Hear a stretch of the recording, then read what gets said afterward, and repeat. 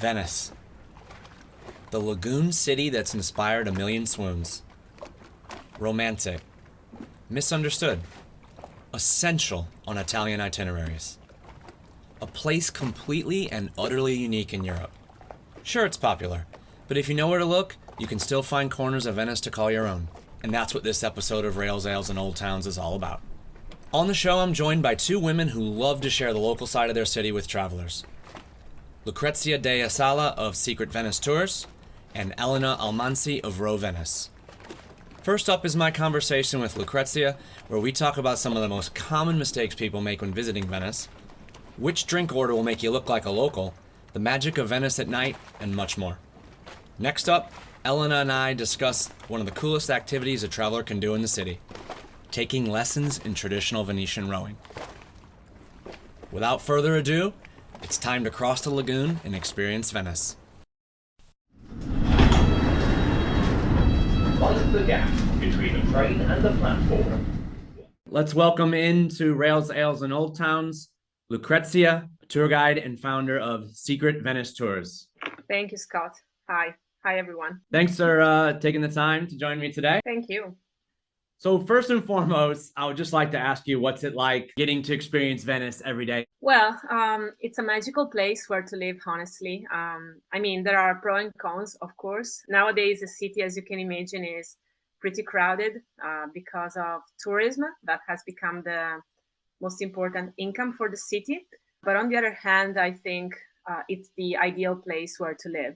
There are no cars, first of all, but also it's a slow-paced city where basically people mostly walk everywhere or get around on a boat. It's also a very safe place where to live. So it's ideal for kids, but also if you like to walk around at night. What I like the most, honestly, is the fact that there's a sense of community that is not so common anywhere else, because you get to meet people every day while, going to work or simply walking around, and you create connections and bonds with them. So you're telling me that some of us coming to visit might cause a little bit of, of stress sometimes.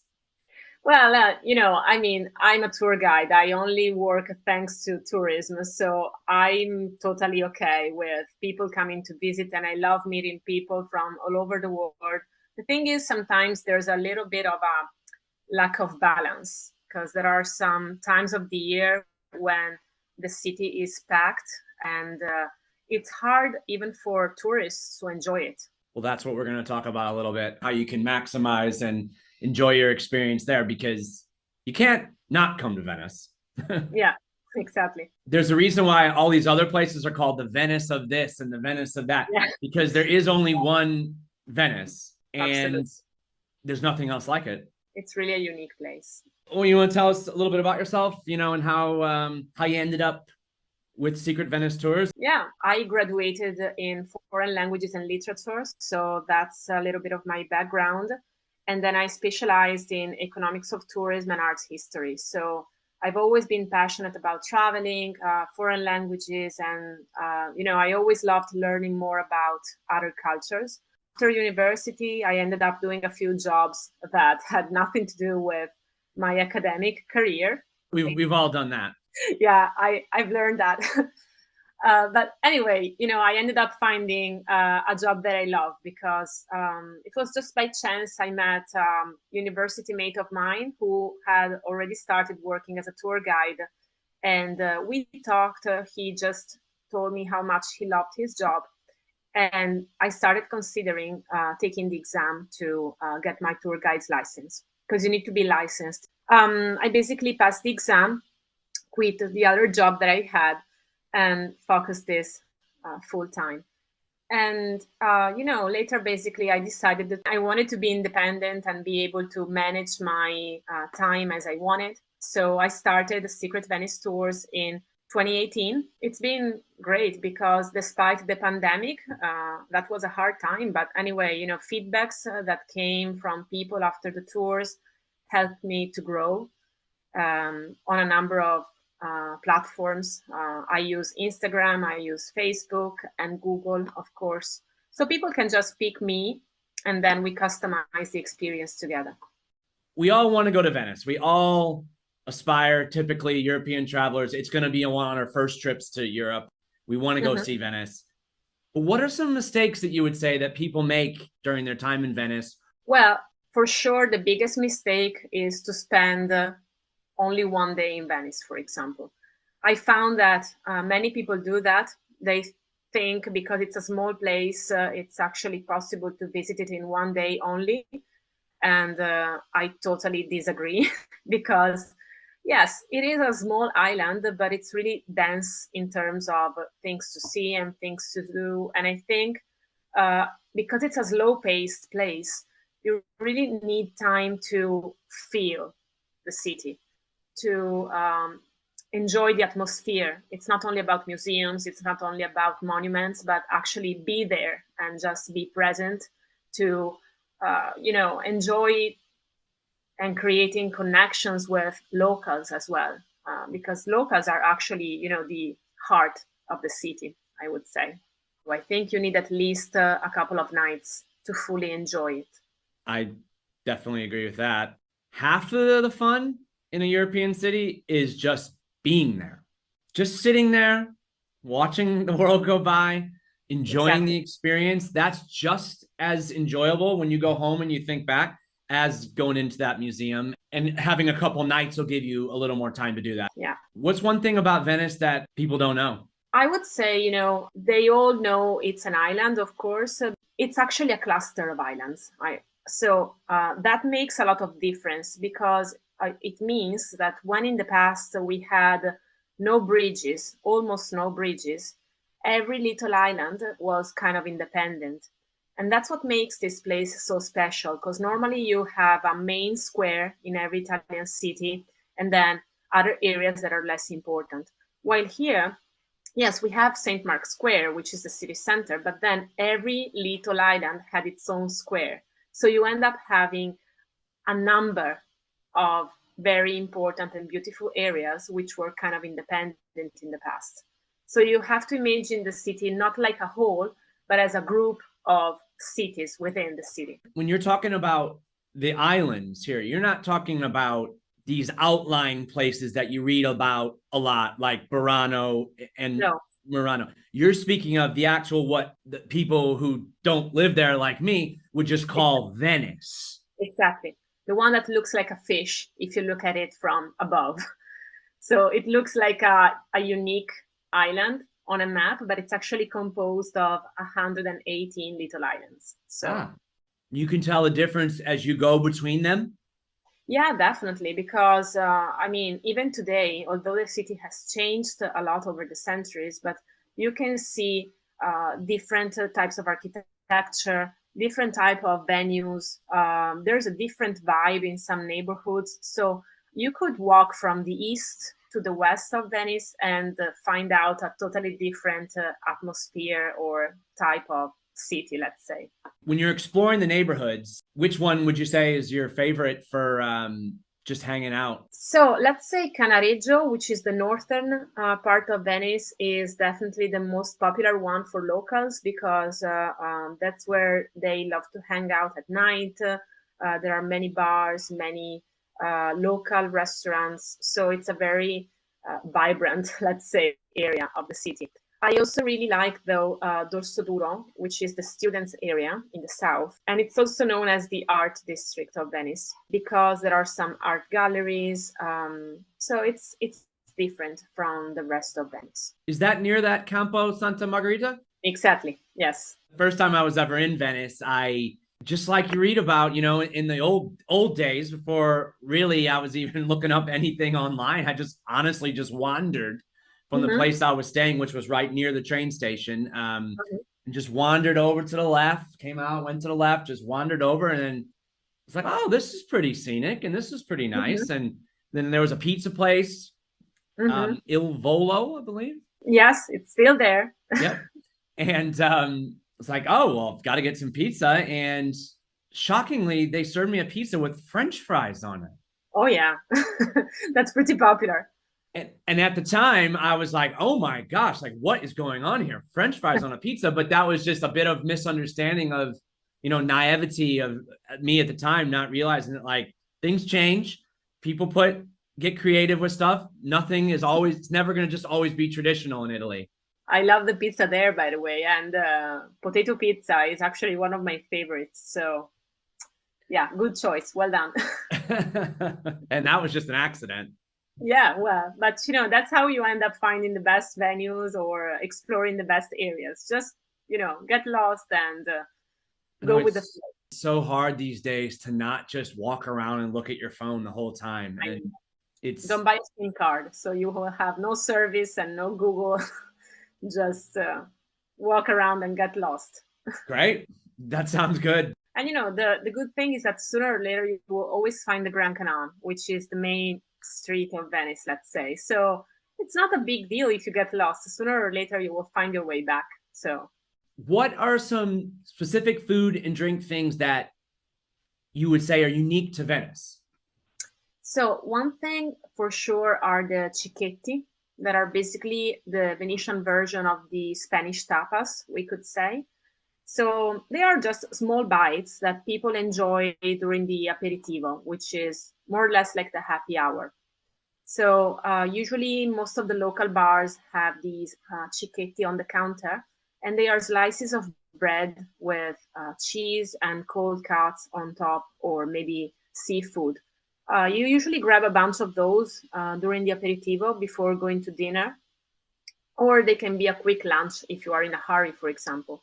So, I mean, you can find a similar thing in Spain, as I said, but those are really typical of Venice, and you cannot find them in other Italian cities. So it's really part of our culture, just sharing food and being together, having a glass of wine, chatting with your friends. So that's part of our lifestyle, I would say. Now, let's just make sure we know, what is the etiquette on, are they complimentary? Are you paying like there's a small amount for them because you're buying a glass of wine? Exactly. You pay a small amount. The price usually goes from €1.50 to €2.50, but they are not included with your drink. Budget friendly, though. Yes, absolutely. Yeah. You probably couldn't spend too much at that. You'd get too full. Exactly. Yeah. I mean, usually we never get more than 4 or 5, because otherwise you're not going to be hungry enough to have dinner. So. And what type of drinks to pair up with it? Is there a specific type of wine that is favorited by Venetians? Well, let's say the most popular one for sure is the Prosecco, which is a sparkling white wine produced on the hills of the Veneto region, approximately half an hour from Venice. But the Aperol Spritz has become the most popular drink now. Well, for those who don't know, the Aperol Spritz is made with 2 shots of Prosecco wine and 1 shot of Aperol and sparkling water. Well, it's become very popular all over the country and also abroad now. The one drink I think people should try when visiting Venice that they cannot find anywhere else is the Select Spritz, which is made with Prosecco wine as well, and Select liqueur, which is slightly more bitter than Aperol. And it's something they haven't started advertising anywhere else yet. So you can only find it here. Like in Florence, they don't even know what it is. So this is a liqueur in a similar style of Aperol, but it's made in Venice, or it has a history in Venice. Exactly. It was born in Venice in the 1920s. Yeah. Select Venezia. That's what locals usually get at the aperitivo. If I walk in and just say 1 Select Spritz, do you think that I might get a little credit, that they would be like, oh, he didn't order an Aperol first. He said Select. He ordered it. They will be surprised for sure. Yeah. Okay. Thank you. Thank you. This is what we're looking to do. Just surprise people a little bit. Exactly. I'm not trying to pretend I'm a local. I just want them to think, oh, okay. He knows what he's talking about. The good stuff. Yeah. So obviously, if there's any city that you do need to have a little bit of insight on avoiding crowds and things, without giving away all your secrets, would you be willing to share a couple tips on how to avoid crowds and get that own little personal slice of Venice? Well, as we said before, I think the best way is really to get lost. The main problem is that people are afraid of doing that. So they only walk around St. Mark's Square, the Rialto Bridge, because they know those are the highlights and they just follow the crowds. But if you're not afraid of getting lost and to walk away from the main path, well, that's, I think, the best way to explore. And you can always walk in a museum without planning it in advance and enjoy some arts and architecture if you want to. But otherwise, my advice is just to stay away from the crowds and just leave the main roads. That's my best advice. And because it's an island or a series of islands, you can't get too far. No, exactly. I mean, it's pretty much 3 kilometers wide. So you may keep going around in circles for a while, but I'm sure you'll find your way back sooner or later. If you hit water, turn around. Exactly. So obviously you kind of mentioned it, but we have in Venice a situation where you have this square that is world famous. Even if you've never been to Venice and you don't even know what's there, you've heard of St. Mark's Square. Obviously, there's the cathedral, St. Mark's Cathedral. We have the Doge Palace, and we have the Campanile all together. But if you had like two more, let's just assume you're only going to get to 5 in your 2 days in Venice, or 3 days. Hopefully you're staying 3 days. What else would you say deserves to be up there and as well known as those, but isn't as well known right now? That is a tough question. Well, let's say I think the Rialto Bridge should not be missed because it's part of the history of the city, but also the nearby area, such as the Rialto Market, for example. I mean, it's not as famous as the monuments of St. Mark's Square, but it's really part of the local culture. And if I might give an advice to those who are coming, if you're staying in an apartment, buy at the market, because it's also a good way to support the locals. One of the consequences of the population dropping is the fact that many stalls have closed over time. If you're coming to Venice and you're renting an apartment, buy some food at the market, be there, experience the local life. And then I think if you are into art, history, and want to learn more, speaking about monuments, I would suggest the Accademia art galleries that are not really popular, but they house a number of artworks from famous Venetian painters that I think shall not be missed. The Accademia. Yes. Is that the name of one museum or like a family of museums? No, it's one museum situated in Dorso Duro district. I'm all about a scenic view. It could be from above or it could be on ground level, but just somewhere where you just say like, oh, wow, this really is Venice. Well, I think one of the best views is the one you get from the Campanile, the bell tower in St. Mark's Square, because that's a 360 degrees view of Venice. And I've been there a couple of days ago. It was a very clear day. You could see the Dolomites in a distance, so it was really breathtaking. So that should not be missed. And it's open until 9 p.m., by the way. So in the summer, for example, you can go later and enjoy sunset from up there, which is amazing.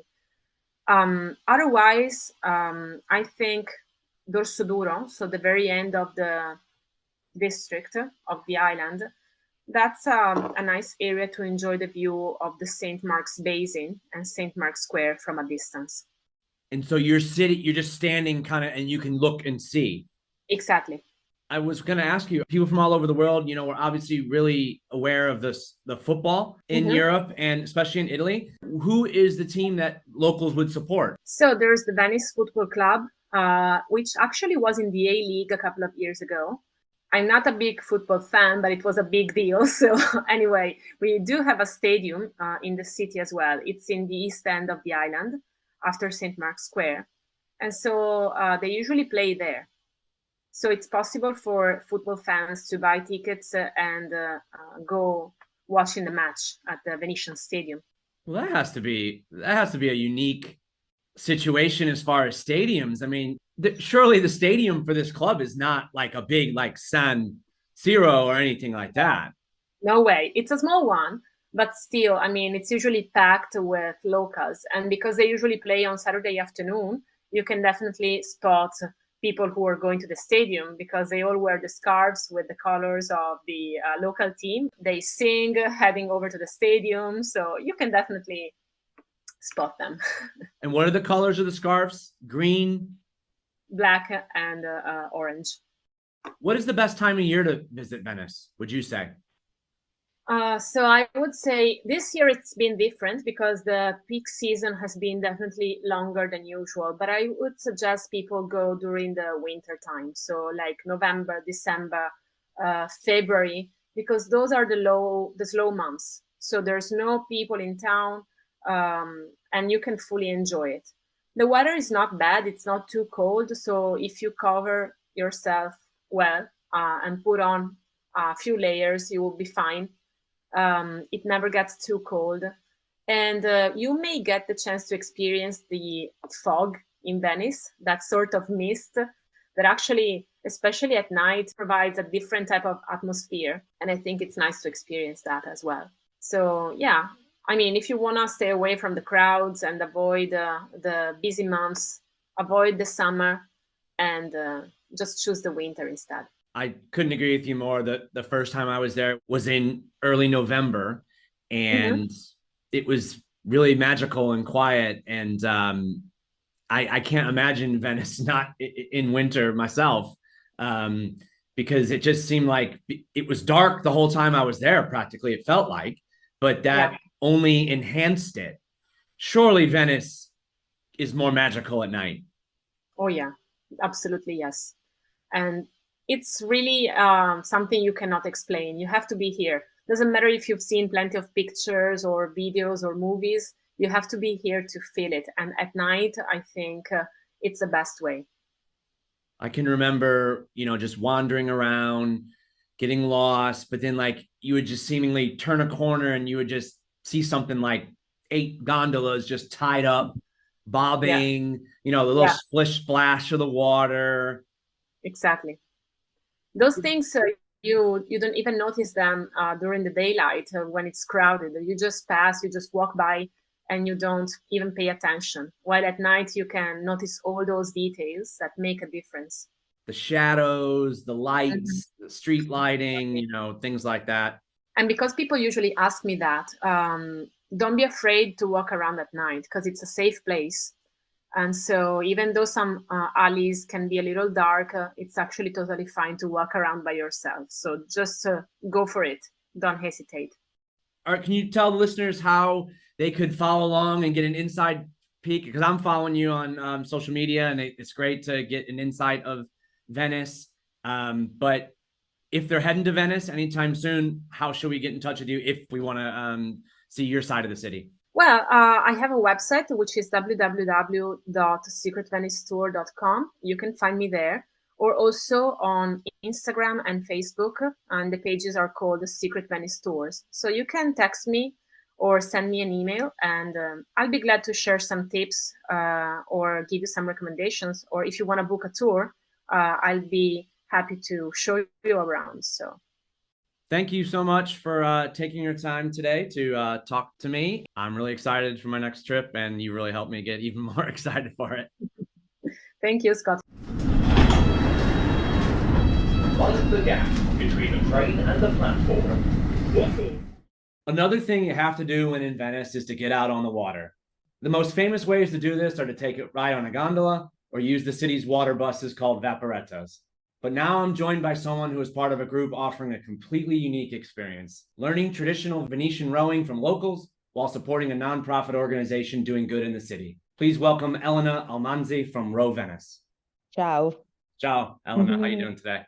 Doing great. Thank you so much. The first question I wanted to ask you is this traditional Venetian style of rowing.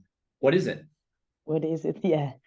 So, yeah, it's something strange because when you talk about rowing around the world, people always think about sitting rowing, like Cambridge against Oxford or Olympic Games or whatever.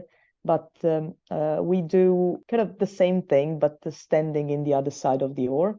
This because in Venice we have really small canals and we can't simply row facing backwards. Otherwise, we would bump into every single thing around us. And in Venice, like the Republic of Venice developed in the years this unique style of rowing in which, yeah, basically you are independent while you're rowing because you can kind of see where you're going and you don't need an extra person behind you driving you around. And also, while you're standing up, you can use your body weight to propel the boat rather than using only your muscles. That makes this sport really efficient rather than tiring. And we can say that this is, in my opinion, this is the most developed style of rowing because the Republic of Venice had the chance to improve everything, every single aspect of this during centuries of the Venetian story, we can say. The tendency is to think, ooh, this is going to be sitting down and it's going to be very hard work. This is, from what it appears, it's a little more relaxed. You can actually choose. I mean, we do that as a sport here in Venice, which is really followed by the people who live here. So if you want to take it as a really active sport and hard activity to be done, you can do it. But in the same way, you can also do it as a relaxing activity of the afternoon or of the evening, because this was not a sport in the beginning when it has been invented, but was actually the only way to move around the city. So when I've been doing my research about Row Venice, you're very adamant that the boats that you use for the tours are not gondolas. So I always say to every single person who comes in Venice learning how to row that not all the boats that we have in Venice, not all the rowing boats are gondolas. It's like saying that all the cars are Ferrari, kind of. Obviously, there's a truck, there's a bus, there's a Ferrari, there's a smaller or bigger. There are so many different cars, and every single car have a kind of a purpose. You choose your model depending on what you have to do with it. And since our boats in Venice were exactly like cars in a normal city, people used to kind of order to the boat builder, to the boat maker, the boat they needed. So a gondola is kind of between 11 and 12 meters long. It's like a big boat. And it was the first, we can say, taxi of the city of Venice. So used to carry people around. Then there were the battee, which are the boats we are using now for our lessons, which are actually, they were used as a truck, as the truck of the lagoon to carry heavy stuff from the islands to the city, or used as, I don't know, like fire department boat because they were really stable. It was impossible to tip over, so they were used by people who were merchandising like between islands and the city, like fish or fruits, vegetables. A batea is symmetrical, 100% symmetrical, while a gondola is not, because the shape of a gondola is kind of curved to help the gondolier going straight, spending less energies while rowing solo. While a batea was mainly used by more than one person, like 2 or up to 4 people. The gondola is nowadays used by gondoliers to go around the city with tourists or for the regattas. The big competition is the Regatta Storica? Yes. Is that the one in September? The first Sunday of September, yes. I happened to be there once during that, and I did not know that it was happening. My wife and I were at a bar right near the Rialto Bridge, and I'm going to include the name of that in the notes of the bar because I've been meaning to look it up, but I forgot the name. And we just sat in the dock and were able to watch the regatta going by, and it was a really magical experience. I can tell. I mean, I take part in that the last few years. I mean, the last kind of 9 years. It's a nice thing to do. Is it like when you compete in that race, and it's the only race you official race that you do in the Grand Canal, and you have all the people cheering from the beginning to the end of the race, and you're rowing in the Grand Canal. It's like really, really a big emotion. I mean, if you're going to be there in the summer, go for the Regatta Storica. That one, and then there are other actually regatta during the year. We have kind of 10 races during the year. That we start in April, late April, and we end in October. So there are so many appointments, and there's one per area of the Lagoon of Venice, one per island, we can say. There's one in Murano, one in Burano, one in Pellestrina, one in Lido, one in Sant'Erasmo, one in Giudecca. So there's like plenty of races all around, depending on the festivity. If you're into sports, basically, if you're coming to Venice, check the calendar and see if there's one of these regattas going on, because that will be one of the most local things you could see. Exactly, yes. The battee, which are the boats we're using now, since nowadays people prefer to carry heavy things around the city using motorboats, the model got lost, we can say, because yeah, better moving stuff by motorboats rather than rowing them around. So they kind of forgot this kind of model of boat, and we took it back 60 years after the last one has been destroyed, we can say. We took the model back alive, because it's actually the best boat to learn how to row, because it's just really stable. There was a way to keep it alive, and while showing our passion to other people. If I take one of your 3 tours, the cool thing here from what I've seen is that you're going to get to stand looking around, surveying the scenery. Looks fantastic. It is. Yeah, it's nice. It's like the best way to pass kind of couple of hours of a day in Venice, like experiencing what the Venetian actually do, because it's actually what we do.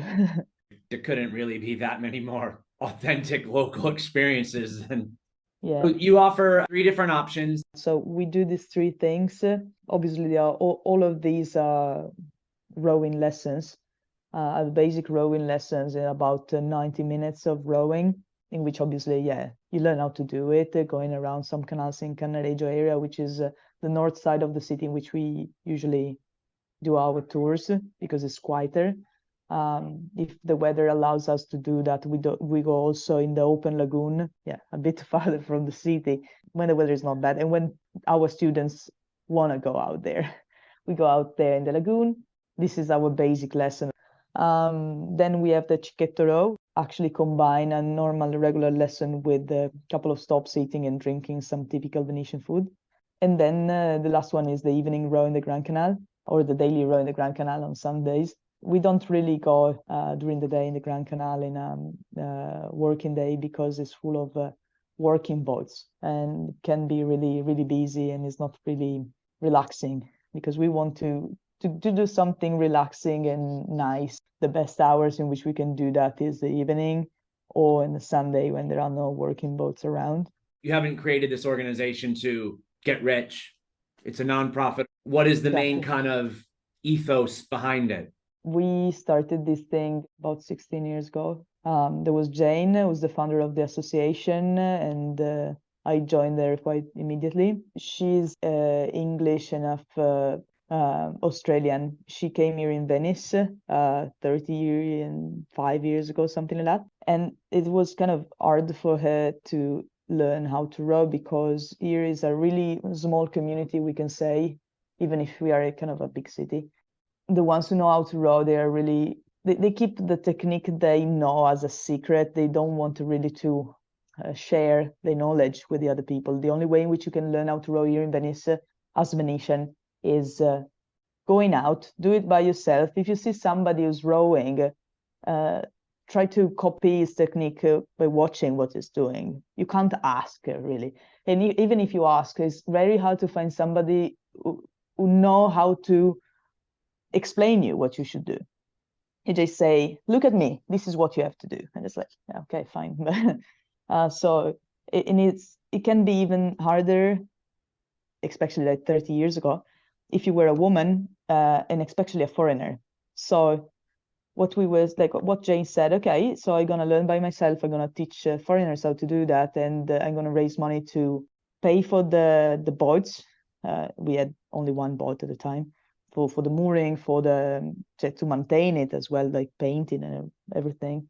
If there's some extra money, we're gonna use them to sponsor the women who want to take part in the rowing competitions and everything, because at the time women were not considered as good as men for the rowing competition prices and everything. So for the women at that time, it was reserved only the 13% of the total of the prices of the rowing competitions. We thought that wasn't fair. So when we started to raise some money, we said, okay, let's spread to the women who take part in the competitions. More people started to, come asking for our rowing classes. We needed more instructors. And we said, let's ask the women who take part in the competition. So they're going to have basically a free English class, because you really improve your English, your language, while you talk with the people who actually are not Italian speaking English, but English people speaking English. Sure. So a free English class plus a way to detox a bit from the training sessions you do every day. So like rowing, but slowly showing other people what's your passion. That can be a moment of joy, we can say.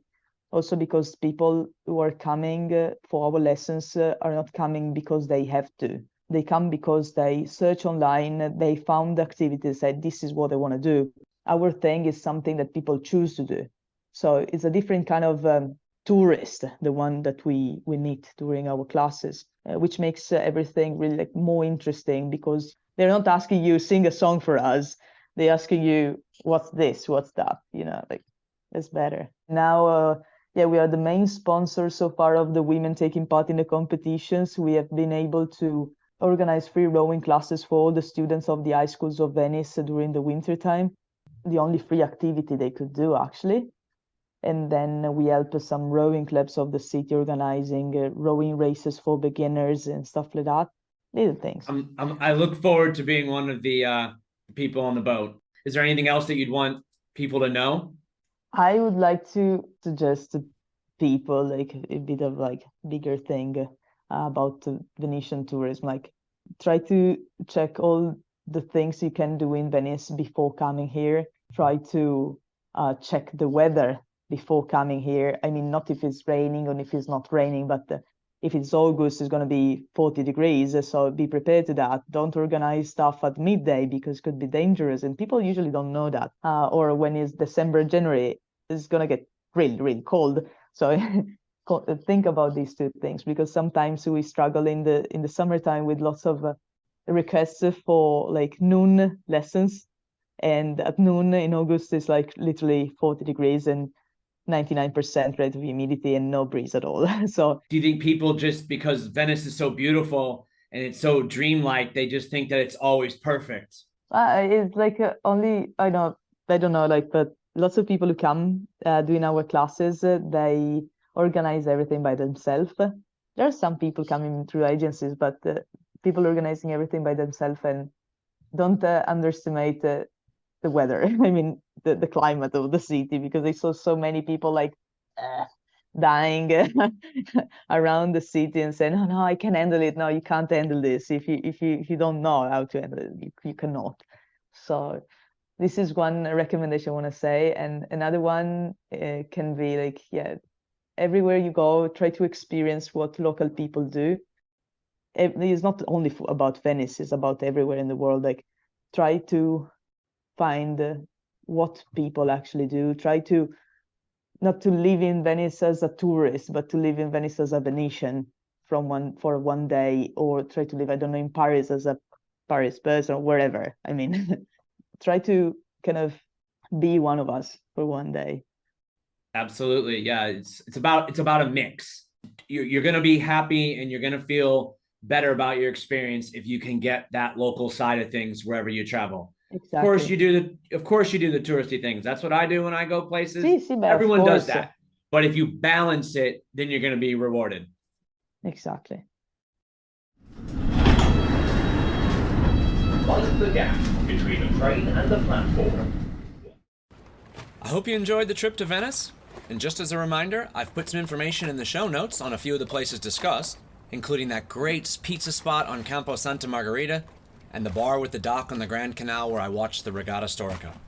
If you're digging the podcast and you had a spare moment, I'd really appreciate it if you could give it a rating or leave a review. And if you'd like a little more European travel inspiration between episodes, feel free to give me a follow on Instagram and Facebook at Rails Ales Old Towns.